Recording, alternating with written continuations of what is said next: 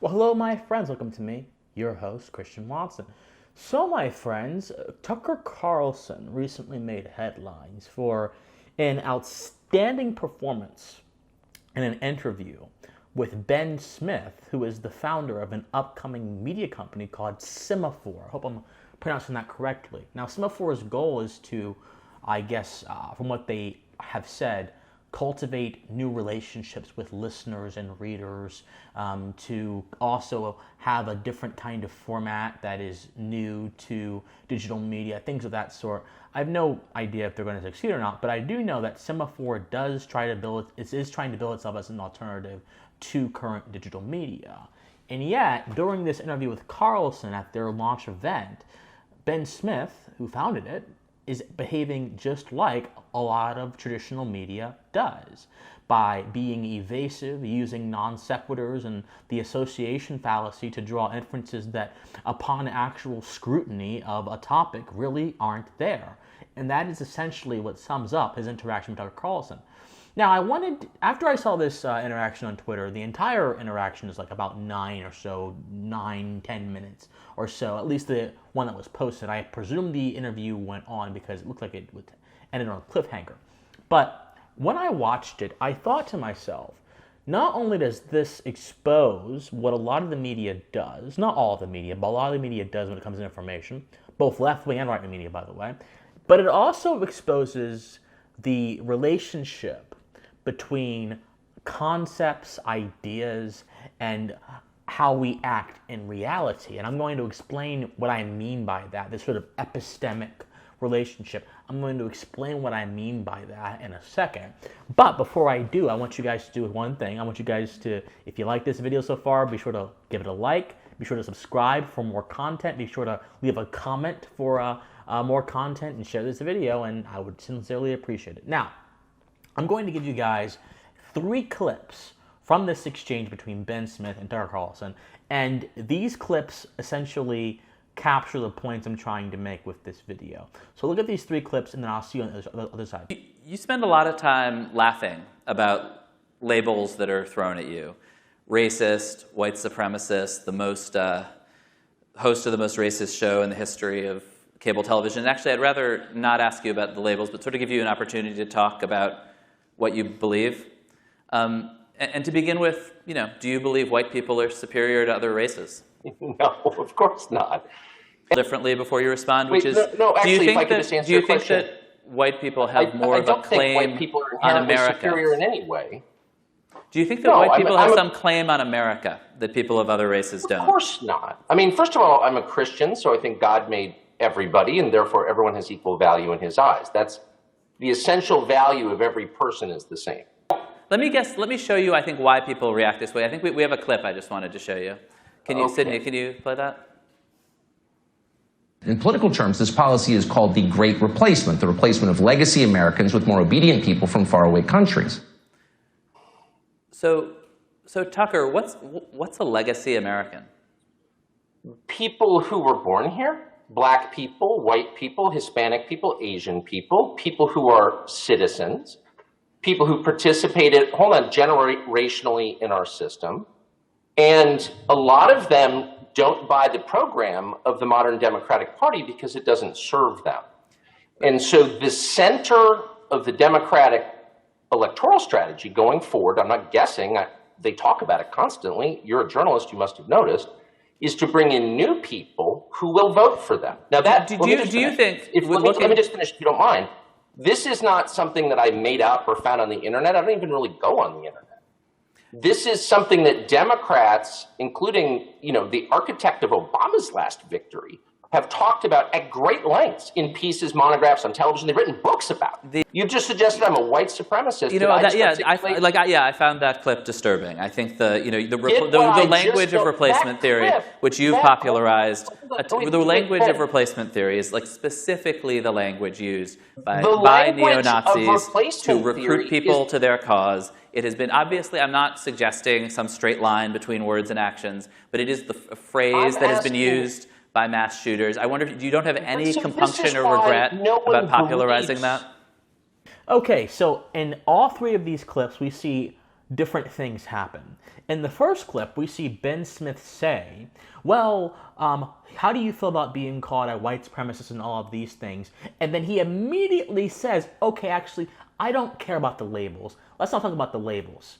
Essentially, leaving that in the mind of the viewer that watches, and in the mind of the person that believes Tucker Carlson, basically affirming a bias or trying to plant a seed in their mind, and then pivoting to a slightly different topic while they have that in the back of their mind. So when you mention several labels, and then you ask a question directly following you mentioning all those labels, you have given the viewer some kind of reference point by which to see the interviewee, by which to see Tucker Carlson. This is what I like to call epistemic hackery. This is an attempt to present a view tacitly, implicitly, towards the listener before the person who is being interviewed has even had the chance to speak. In fact, that was the first question he asked Tucker.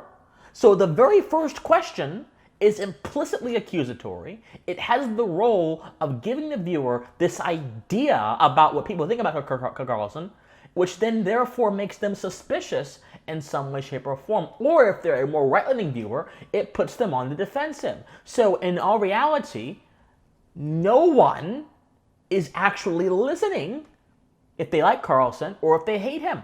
They're just having their biases reaffirmed. Again, this is part and parcel to propaganda, pushing, as the philosopher Hannah Arendt, who wrote exquisitely about propaganda and the nature of propaganda in totalitarian societies, and totalitarianism, origins of totalitarianism, part 3, who, by presenting a simplified reality in which only a few things or one main thing is the governing idea and principle of that simplified reality. This reporter, on a much smaller scale, tried to create a simplified reality in which he could indict Tucker Carlson in the minds of the viewer. Unfortunately, he completely and utterly failed, because Carlson gave him sufficient responses which bust through his simplified narrative. Now, the second part that was pretty important was him playing Carlson talking about the quote-unquote great replacement theory. Now, the interesting thing about this is, and I have covered this in a previous video, you can go see it right here. This is a picture of the video if you want to go see it on the channel. I've actually talked about this at length. The great replacement theory, in its proper sense, was really an obscure theory concocted by white nationalist thinkers to be a strategy for them to reduce what they believe is the death of the right race. Now, this theory, by proximity and by false association, has been linked with current modern political sentiments of many on the right concerning the levels of immigration coming into the country, particularly as it relates to changing political demography. These are two different claims. The claim that white people coming into the country will reduce white people in the country, and also that coincides with the decline of white birth rate, so to speak, is a epistemically different claim and a categorically different claim than saying, what if X amount of people come into the country and they influence the electorate in a bad way? Is there a public interest or in any kind of interest for the republic to be maintained? And if so, shouldn't this factor in to our immigration policy? Nothing to do with race and everything to do with values. Whereas the Great Replacement theory is nothing to do with values and everything to do with collectivism. And collectivism is the antithesis of all values. It is the negation of all values, because collectivism itself is merely an emotion taken up to a broader level to encompass multiple people who may not even feel that emotion, who have been looped into that emotional arena by the collectivists. Collectivism is a definitional absurdity because it destroys the very unit and beginning of understanding in the world, and that is the microscopic individual. Before you can describe anything in society, you must deal with people. And before you can truly deal with people, you must deal with the individual, which is, Carlson mentions the individual in the interview, which is very good. I'm proud he did that. But regardless, if you don't deal with the individual when talking about society, then you're not dealing with anything in concrete reality.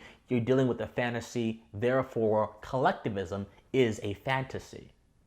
But Ben Smith's unwillingness to make that distinction between genuine collectivist thought and a question about political demography just demonstrates that he has no interest in the truth, or it demonstrates that he has no interest in challenging the narratives upon which he has given a voice to. Because the critically thinking person might say, well, perhaps there is a distinction here, but no, he indicts the second idea about political demography by association with proximity ethics.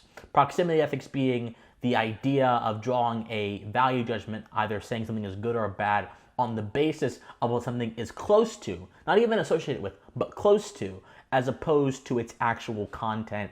This is obviously fallacious because the content of an idea, not what it is surrounded by, should be the basis for understanding that idea. What it's surrounded by can be changed like that, but the content of the idea is stable. Now, the third point that's very important is that he says, and this kind of goes into what I just said, the language of replacement theory has been used by mass shooters and white supremacists, and you've given a voice to that. Again, this is Smith's inability to not, or rather not inability, but unwillingness to not distinguish between two things and thus be epistemically righteous. So what is the point? Well, the point is Carlson handled these cheap attacks quite well by simply stating and asserting what he believes, and by doing so, he gives a blueprint for all of us on how to confront dishonest actors in the political space. But more generally, we have to understand that there are people walking around on this earth who have a flawed idea about many things, and there are people who have a flawed idea about Carlson. There are people that believe he's a fascist, white supremacist, or whatever, and whenever you ask them, most of them, why do you think he is this? They will give you something that they have been told by the media, or they will give you an epistemically lowbrow answer like, oh, well, he said the Great Replacement Theory,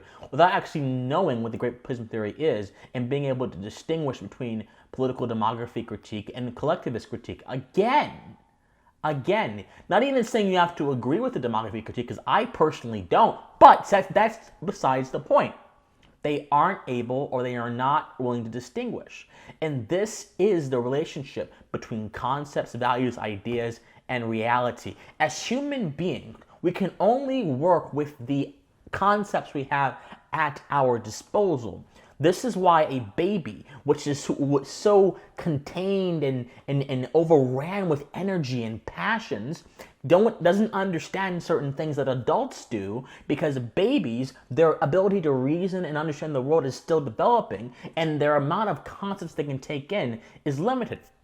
This is why a child in Africa, or a village person in Africa who may not necessarily have the access to the internet or whatever, and who have been living in a small village their entire lives, may not understand certain things about contemporary Western society. They may not even know what TikTok is, and therefore their understanding of communication is entirely different from ours, and thus the way they interact with communication will also be different than ours, and this is the problem. If people are surrounded, if they are in oxbow lakes, these sort of self-contained oases, well, not really oases, self-contained areas where nothing can go in or out, these sort of echo chambers and information bubbles, then they're not going to be able to actually reckon with reality how it is. They're going to reckon with reality, or actually reckon with illusions. Think Plato, think Allegory of the Cave, reckon with illusions, and the moment they are told that their illusions are not reality is the moment they snap and get defensive. This is the source of most modern political conflicts.